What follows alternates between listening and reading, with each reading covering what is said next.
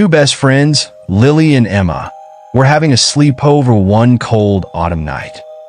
The wind howled outside as they huddled in Lily's room, surrounded by flickering candles, trying to stay warm. They had just finished watching a scary movie, both laughing it off, but deep down they were still a little spooked. The house was old, with creaky floorboards and a basement Lily always avoided. Her parents were out of town for the weekend, so it was just the two of them. As midnight approached, the mood shifted.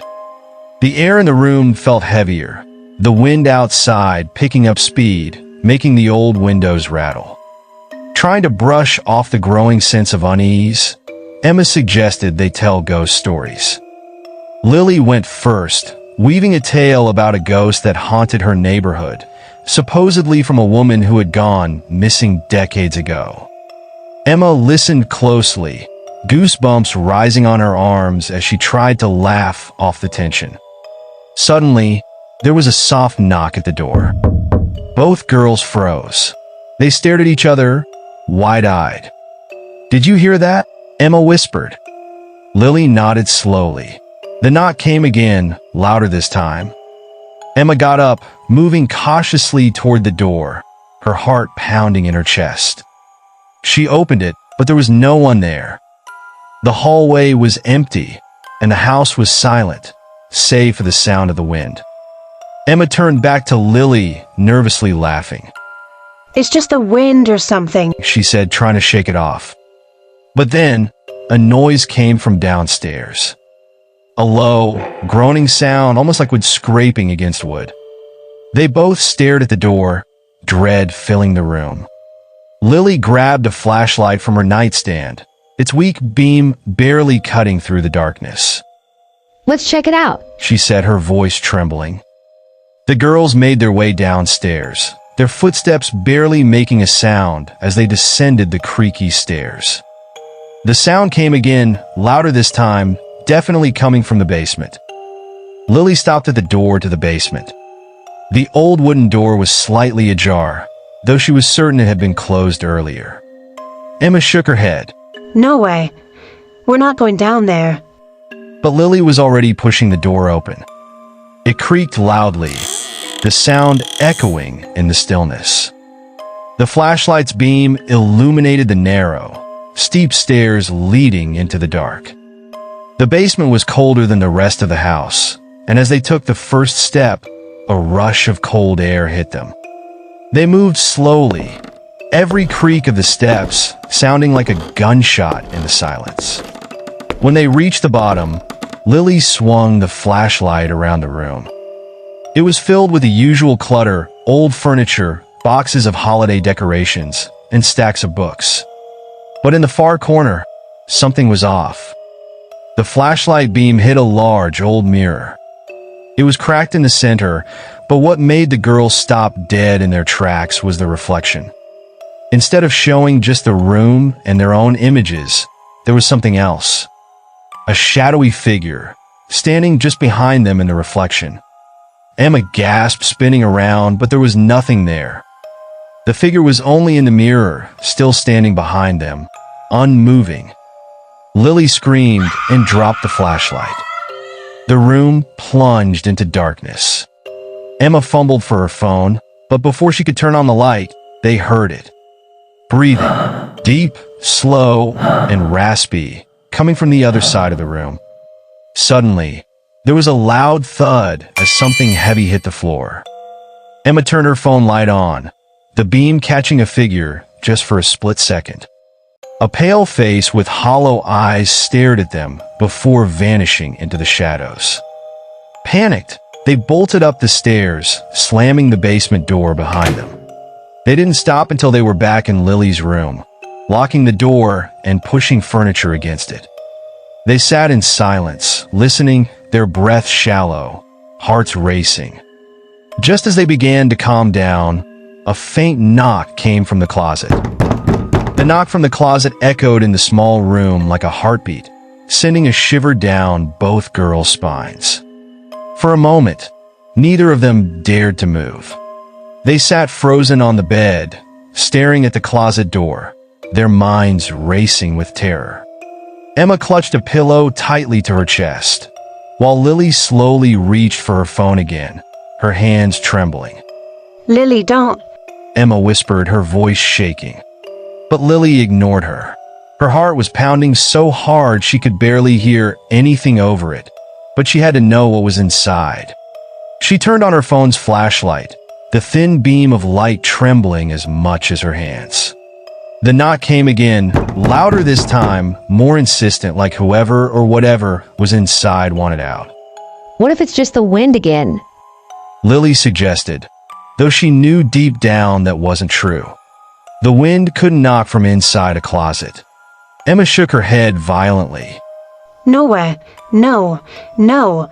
Please, don't open it. Lily glanced back at her, trying to seem brave, but she could feel the terror clawing at her chest.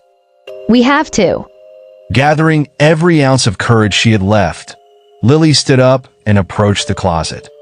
Each step felt like she was moving in slow motion, the air around her thick with dread. The sound of her heartbeat echoed in her ears, and for a second, she swore she could hear the breathing again, faint but unmistakable, coming from behind the closet door. Her fingers brushed against the cool handle, and she hesitated. Emma was whispering something behind her, a prayer or plea. Lily wasn't sure. She closed her eyes for a moment, took a deep breath, and yanked the door open. Nothing. The closet was completely empty. Lily exhaled shakily, relief washing over her. She glanced back at Emma with a weak smile. See? Nothing. But before she could finish her sentence, a sharp, high-pitched sound ripped through the room. A screech, like nails on a chalkboard. Lily dropped her phone in shock, the flashlight spinning on the floor, casting eerie shadows on the walls. The sound was coming from above them. Emma jumped up, her eyes wide with terror as she stared at the ceiling. Lily followed her gaze, her heart leaping into her throat.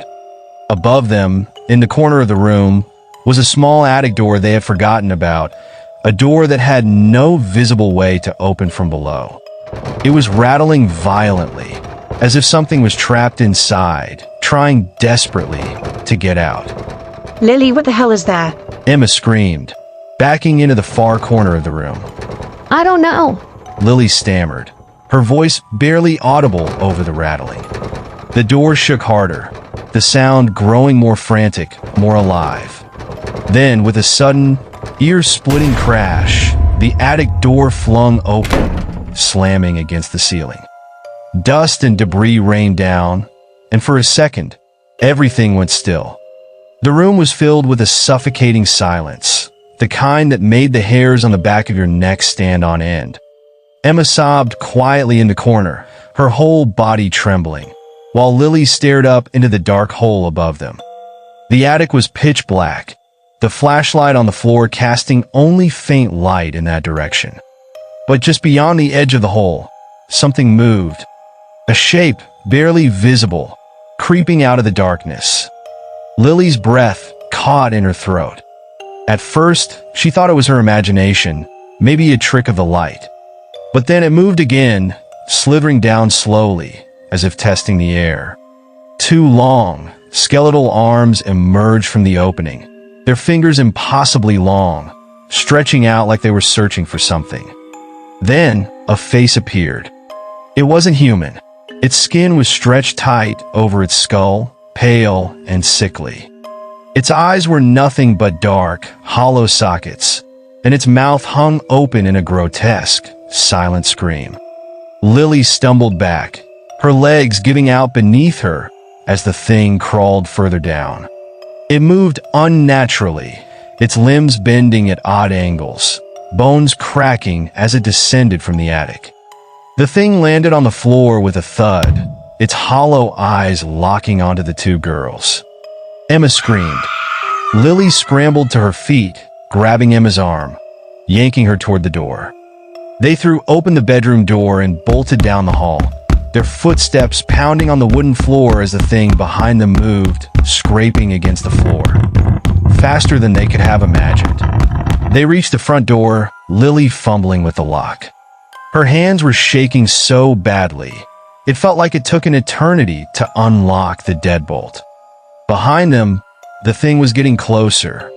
She could feel its presence, cold and dark, filling the space around them.